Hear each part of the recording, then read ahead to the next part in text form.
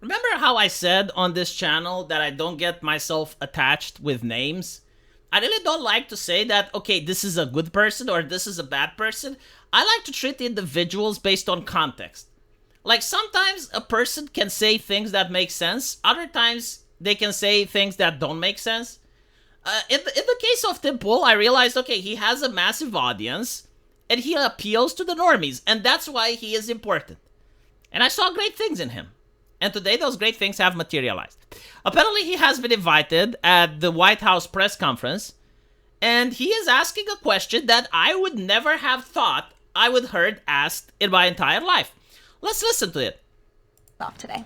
Yes, many of the news organizations that are represented in this room have marched in lockstep on false narratives, such as the Very Fine People hoax, the Covington smear, and now what's being called the Maryland Man hoax, where an MS-13 gang member adjudicated by two different judges, I believe, is just simply being referred to as a Maryland man over and over again.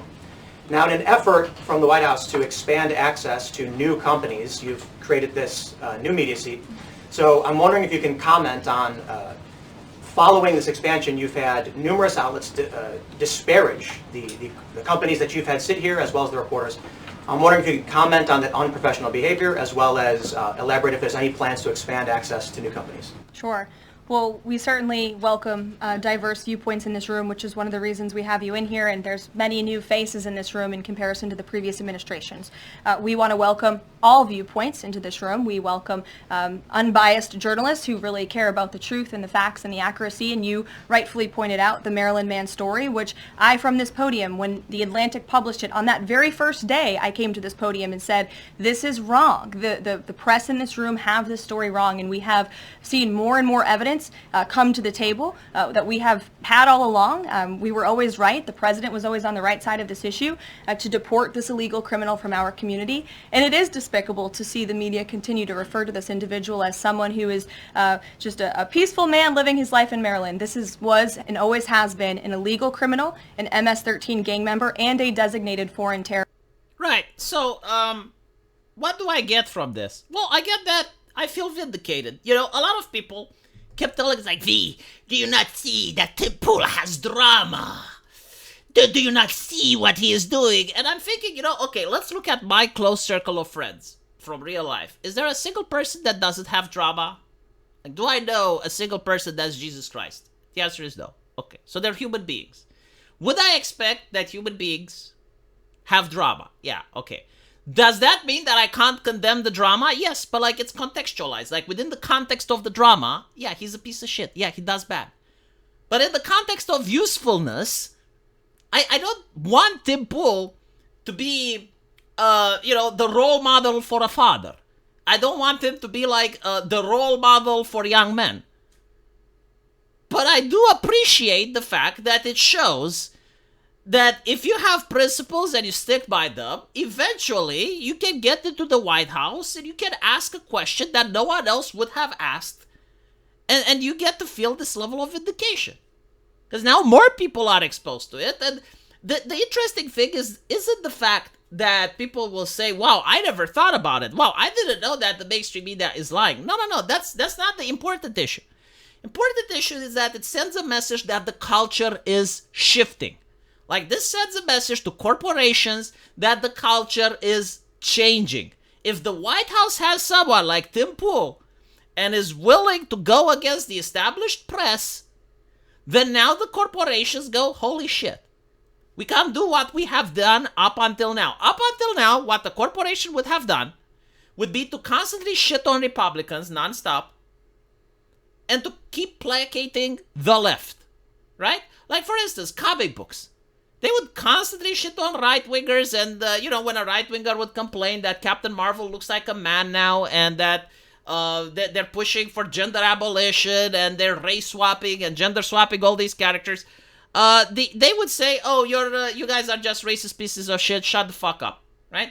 And when a leftist would complain about even the most trivial issue, it's like, we don't like the fact that in Doctor Strange, the mentor, she's white.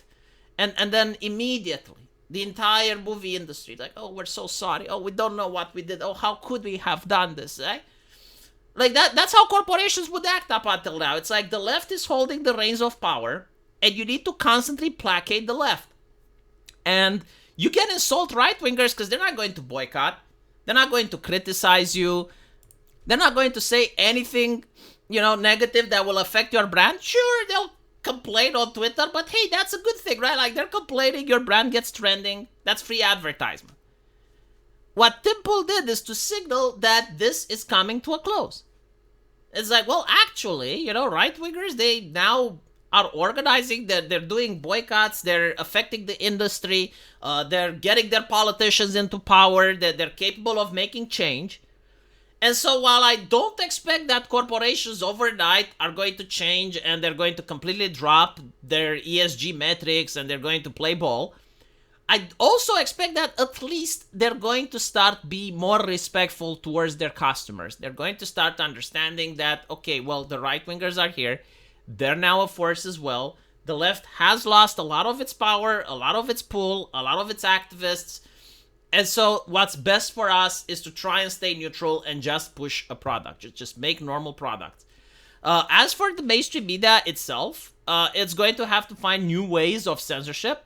You gotta understand, like most publications for mainstream media, they don't make money just out of advertisers.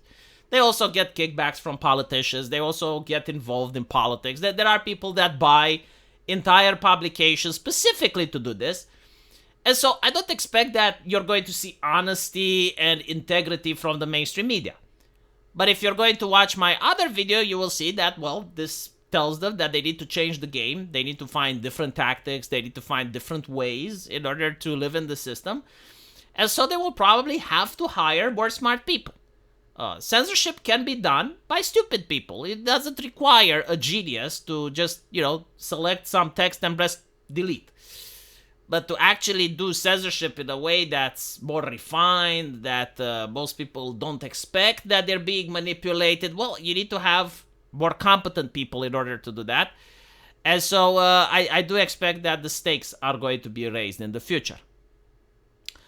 Anyway, I'm going to be very interested to see what else Tim Pool is going to ask. It would have been really hilarious if Alex Jones was allowed to be there. Now, that would have been funny, but I think even right now, even the White House isn't willing to do that.